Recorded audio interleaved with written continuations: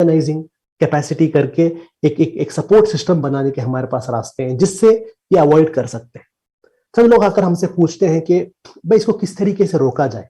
हम उनसे कहते हैं सबसे पहला काम इसके बारे में प्रायोरिटी रख के डिस्कस करना शुरू कीजिए।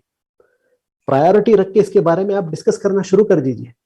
मुस्लिम तंजीमें, मुस्लिम उलमा, मुस्लिम पॉलिटिशियंस, मुस्लिम स्टूडेंट्स, मुस्लिम बिजनेसमैन, मुस्लिम प्रोफेशनल्स, आपका एजेंडा यह होना चाहिए। आपका एजेंडा यह होना चाहिए। आपके फोरम्स में एक चीज डिस्कस होना चाहिए कि ऐसा एक सिचुएशन आएगा, व्हाट शुड वी डू। जब आप व्हेन यू स्टार्ट डिस्कसिंग, जब आप डिस्कस करना शुरू करते हैं, सोल्यूशंस आते हैं। लेकिन आंख बंद करके नहीं भाई कुछ भी प्रॉब्लम नहीं है, ये कहने से कोई सोल्यूशन नहीं आएगा। और याद रखिए, इसमें एक इंपॉर्टेंट काम आपको करना है। ये जो जेनोसाइड के बिल्डअप में अगर ऐसा एक छोटा भी एक्ट होता है जो आपके राइट्स को वायलेट करता है, आपके हुकूक को वायलेट करता है, उसके खिलाफ आवाज उठाना बहुत जरूरी है और जल्द से जल्द उठाना है। जिस तरीके से हिजाब का एक इशू आया, हम ऐसे ऐसे बेवकूफ लोग थे, भाई खामोश रहो, हम हिजाब के बारे में बात करेंगे, यूपी में बीजेपी को फायदा होगा। जैसे आपके हिजाब के बात करने की वजह से वहां पर योगी इलेक्शन जीतने वाला है।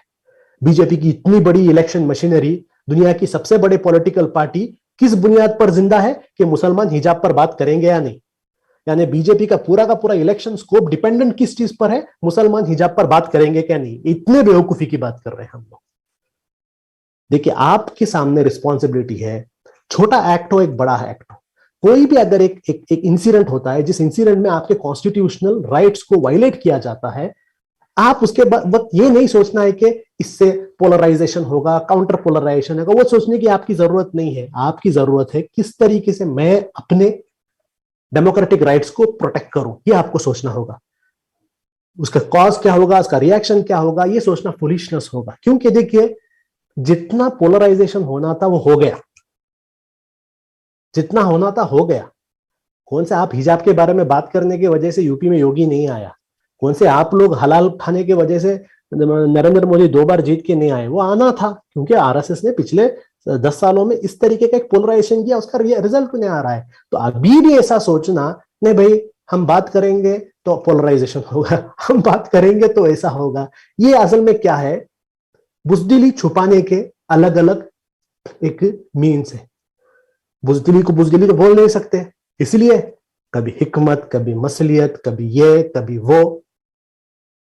आज आप देखिए, पूरी की पूरी कम्युनिटी की इज्जत कौन रख रहे हैं, वो लड़कियां रख रही हैं। आंख बंद करके अपने दिल से पूछिए, पूरी दुनिया में आज इज्जत किसे है? वो 6 लड़कियों को है जिन्होंने अपने हक के लिए रुके, उनको इज्जत है। क्या आज इंडिया में बड़े बड़े मुस्लिम लीडरों को उन 6 लड़कियों से ज्यादा इज्जत है क्या?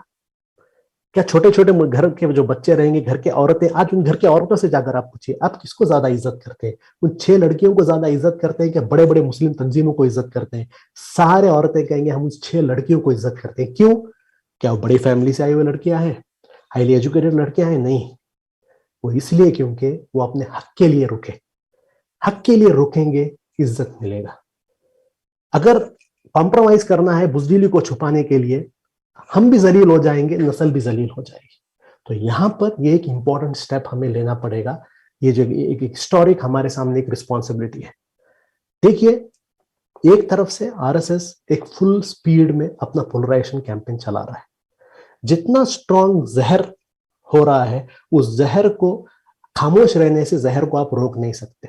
जहर को रोकना है तो आपको एक काउंटर एंटीडोट देना पड़ेगा। आपको भी जो है जहर का दवा देना पड़ेगा। हम ये कहेंगे नहीं, अगर मैं जहर का दवा बनाऊंगा तो सांप को गुस्सा आ जाएगा, सांप और ज्यादा काटेगा, ये बेवकूफी है। सांप काटेगा ही, आप दवा बनाओ नहीं बनाओ।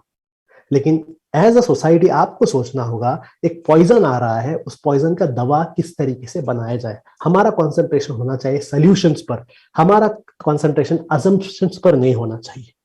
तो ये एक इंपॉर्टेंट बात है। तो आज की ये जो वेबिनार है, मैं मेरी आखिरी बात से इसमें खत्म करता हूं कि अब वक्त आ गया है इंडियन मुस्लिम कम्युनिटी को एक इंपॉर्टेंट रोल प्ले करने का।